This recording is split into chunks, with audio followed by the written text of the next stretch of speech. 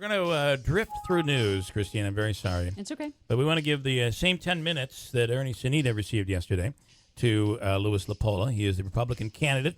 The longest-running mayor in the city of, in the history of Utica, I believe. Yeah. The longest term. What is it?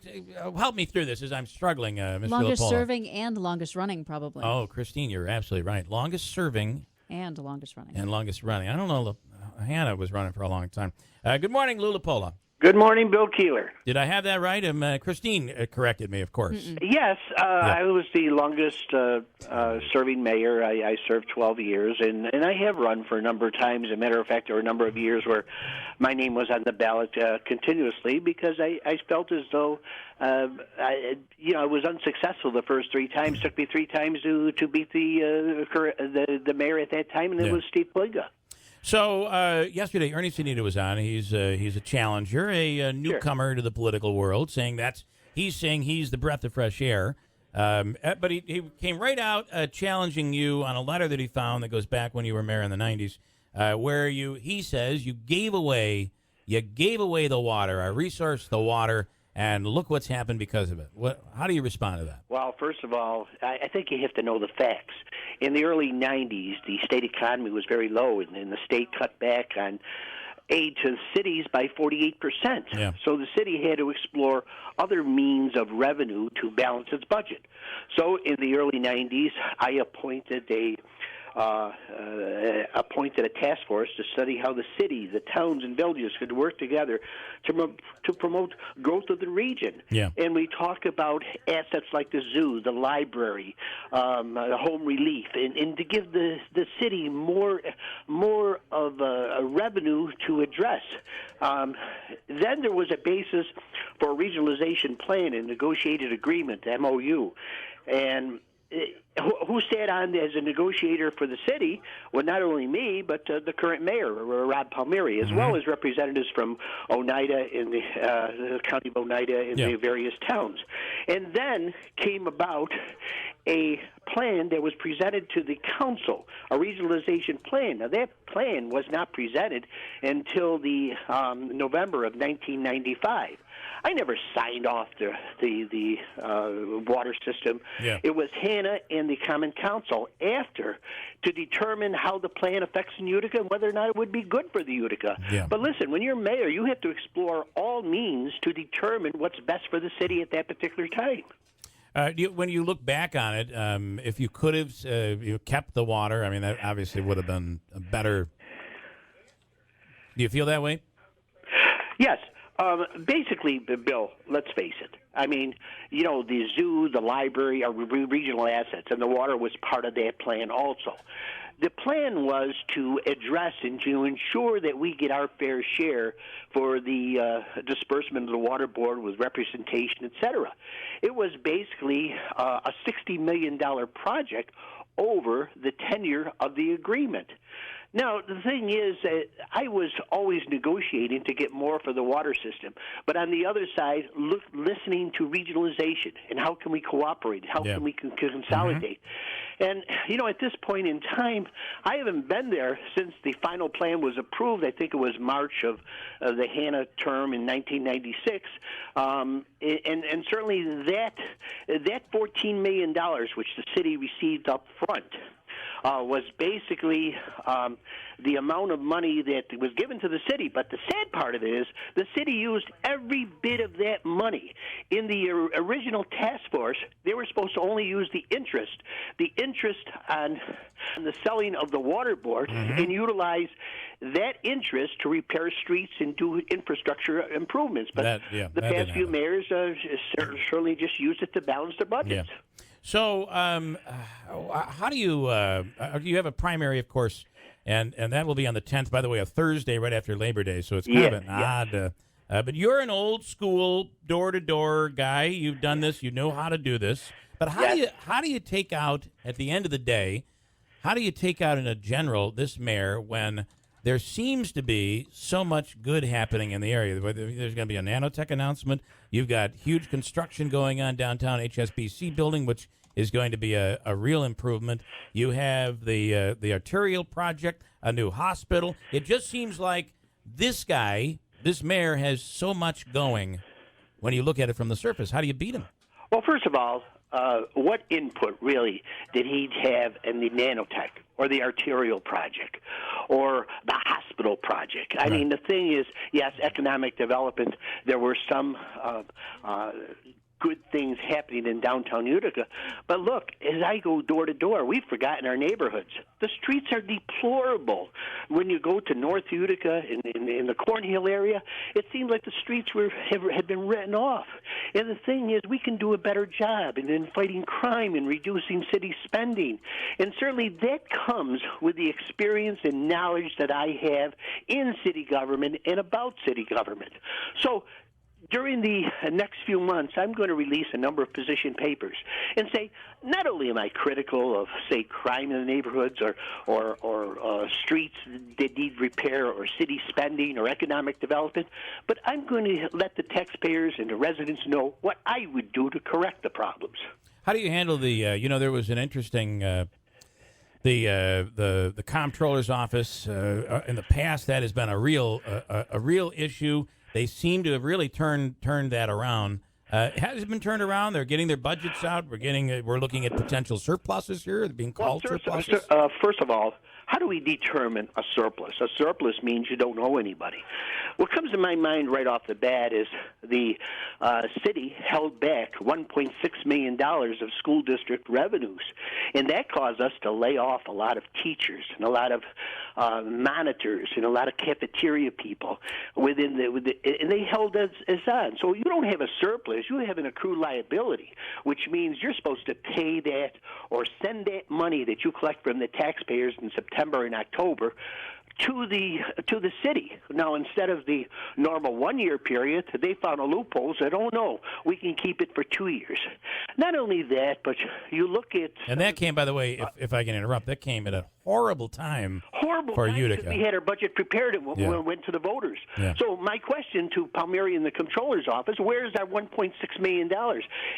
The education of children and the viability of a strong area in public, in the neighborhoods is extremely important. But the thing is, the public school system is the backbone of the community. If you don't have a good public school system, you're not going to be able to recruit young people to this area.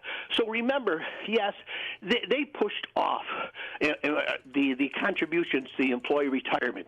Earlier this year, the state of New York came and they said, well, if you don't have to make full payments to employee retirement, you can push it off. Well, the school system said, no, we'll pay on time. Yeah. But the city pushed it back 3-4 years. So whoever's mayor in 3 or 4 years is going to have that hit them hard because of the juggling of city taxpayer dollars and not being honest totally with taxpayers. There was a story in the OD over the weekend about the amount of money you've raised. What are you at, about $3,000 or $4,000? Well, I raised close to $9,000, but remember, I raised that inside of 3 or 4 months. He's had 4 years. Yeah, he's at $88,000, by the way. Right, and any mayor is going to raise a great deal of money. You know, when I first was elected to Palinga, Palinga spent almost $75,000.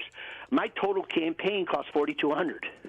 Now, the thing is that I'm different because I have name recognition. I go door to door. You don't need a lot of fancy commercials because people know what I do, and I'm passionate about the city, and I want to do a good job for this community because I think I have the experience and knowledge to do that job. So how do you lower the burden on the taxpayer and at the same time fix the streets? And West Utica is just in a rough position right now. Well, not only West Utica, but North Utica, where the old stone and oil streets, and many of those streets I paved for the first time, but they haven't been done in 20 or 25 years. When I was mayor, we had a system where we rated the streets on a 1, 2, or 3 basis, 3 being the worst. Yeah. And the thing is that we used to do so many streets out of community development dollars, CHIPS funding, and those areas that were important to pay for those streets. We had a capital infrastructure plan, a 6-year plan, and we updated it on a yearly basis. and we did so many streets. Now they're trying to play catch-up because they didn't do the job that they were supposed to do and go and pave those streets. And look at the money that's being spent. Hotel Utica developers received a loan from Community Development Block Grant money. What city gives a private developer guarantees a loan? And that's like $900,000 that affected. I think we've got to look and see our health insurance plans. Can we modify them to ensure that everybody pays their fair share? They keep saying, well, new employees are going to pay 20%. New employees are going to pay 25%. That happened 20 years ago where new employees were going to pay for part of their plan. Now it keeps surfacing, and no one ever follows through. And remember, you've got a Democrat mayor and you've got a Democrat controller. You know, in my time, when I was mayor, who was my controller? Ed Hanna, who was intended on being the mayor in 2 years. Right. Those were the days, boy. Those were the days. That was a tough area to do. Steve is on the line. He has a question. Could you take a quick call and see? Sure. All right. Stephen, go ahead. You're on with LaPolla. Steve, you there? Yep. Go ahead. Go ahead. Your question. Go ahead. As far as I know, with the water board, in 1977, the Utica Water Board needed $22 million for a new water filtration plant.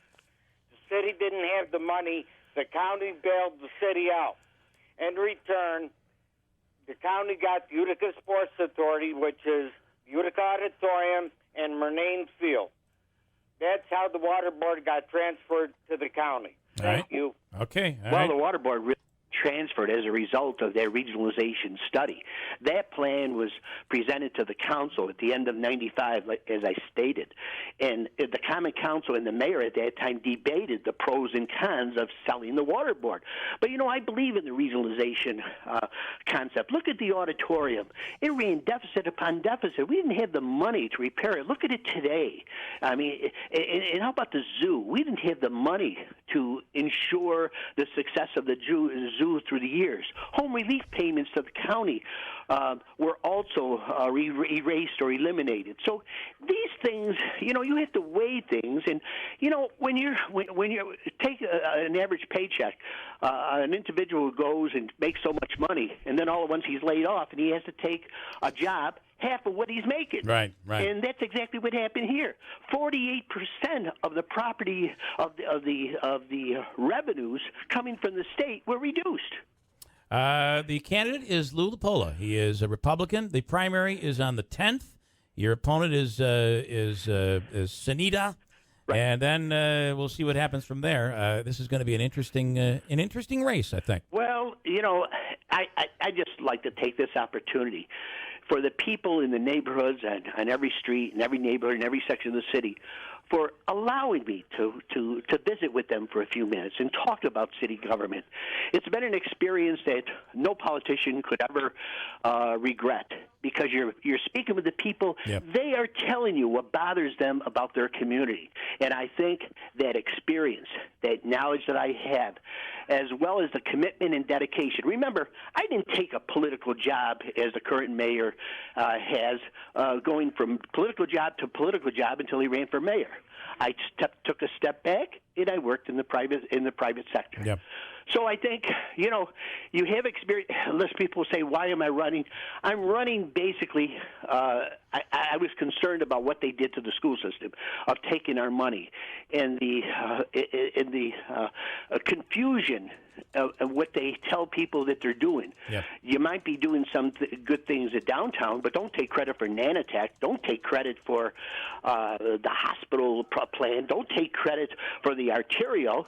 Take credit for this. And instead of doing the sweeps throughout the city, how about visiting the neighborhoods and looking at our neighborhoods that many of them are falling apart, and I'm concerned about that. All right, candidate, former Mayor LaPolla, we appreciate your time. We will talk to you again. Thanks so much. Thank you, Bill. All right, we'll take a break and come right back here. It's First News Keeler in the Morning on WIBX.